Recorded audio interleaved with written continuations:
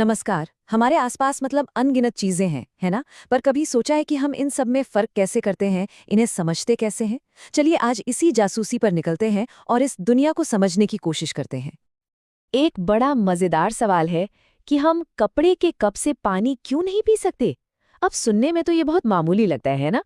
लेकिन यकीन मानिए इसका जवाब बहुत गहरा है और हमारी पूरी बातचीत की नींव यही सवाल है। अरे भाई, जवाब तो सबको पता है, पानी लीक हो जाएगा।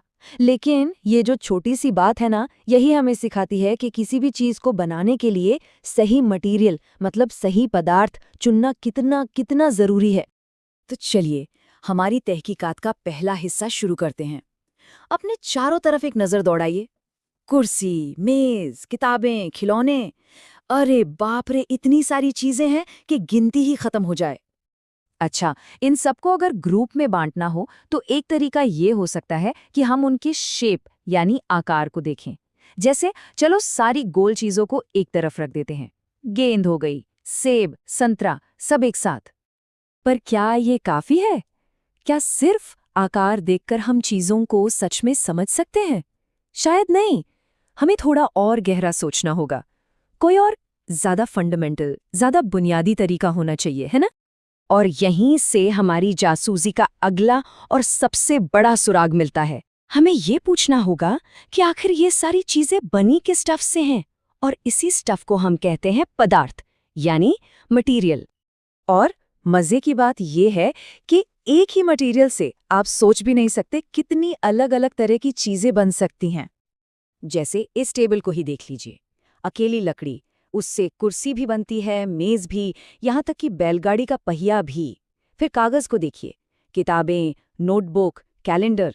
और प्लास्टिक, अरे वाह, बाल्टियां, खिलौने, पाइप, मतलब एक मटेरियल और इस्तेमाल अनगिनत। अच्छा, अब सिक्के का दूसरा पहलू देखते हैं। जैसे एक मटेरियल से कई चीजें बनती हैं, वैसे ही एक ही चीज कई अलग अलग मटेरियल से भी बन सकती है। उदाहरण के लिए एक प्लेट या थाली, वो स्टील की भी होती है, कांच की भी और प्लास्टिक की भी।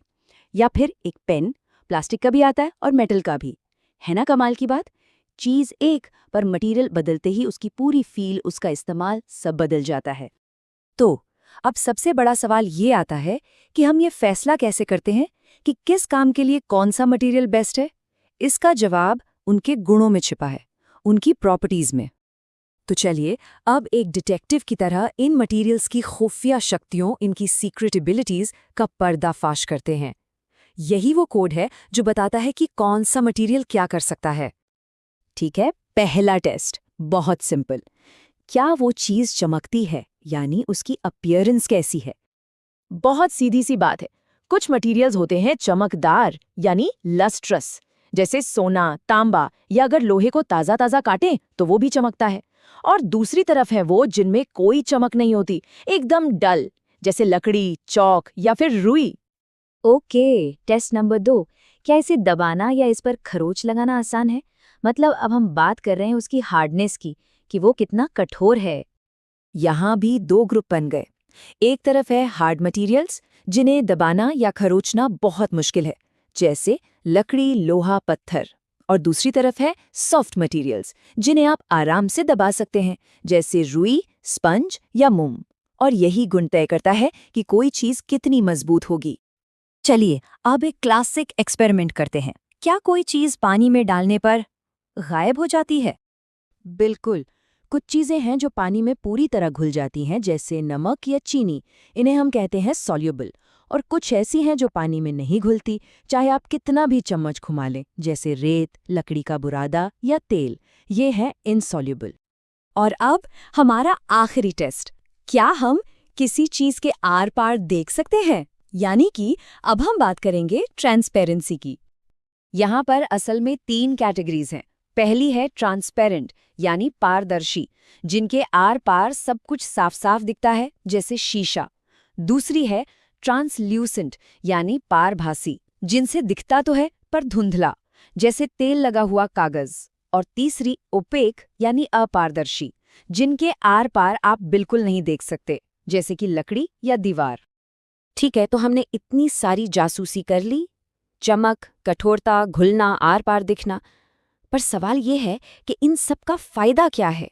हम असल दुनिया में ये सब क्यों करते हैं? देखिए, इसके कई कारण हैं। सबसे पहला तो है सुविधा के लिए। जब आप दुकान में जाते हैं तो सारे साबुन एक जगह होते हैं और सारे बिस्किट्स एक जगह, है ना?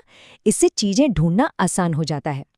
दूसरा, हम उनके गुणों को समझने के लिए ऐसा करते हैं ताकि हम दुनिया के नियम सीख सकें। और तीसरा और सबसे जरूरी, कुछ नया बनाने के लिए, ताकि हम सही काम के लिए सही मटेरियल चुन सकें। और ये सिर्फ साइंटिस्ट नहीं करते, हम सब अपनी रोज की जिंदगी में ऐसा करते हैं। तो कुल मिलाकर इस पूरी बातचीत का सार एक लाइन में है। किसी भी पदार्थ का चुनाव दो चीजों पर निर्भर करता है। पहला, उस पदार्थ के गुण क्या हैं, और दूसरा, आप उस चीज से क्या काम लेना चाहते हैं। बस यही है पूरा खेल। तो चलिए जाते जाते एक सवाल आपके लिए छोड़ जाते हैं। अगर आपको मौका मिले एक बिल्कुल नया मटेरियल बनाने का, तो आप उसकी सबसे पहली और सबसे खास प्रॉपर्टी यानी उसका सबसे खास गुण क्या रखना चाहेंगे? इस पर सोचिएगा जरूर।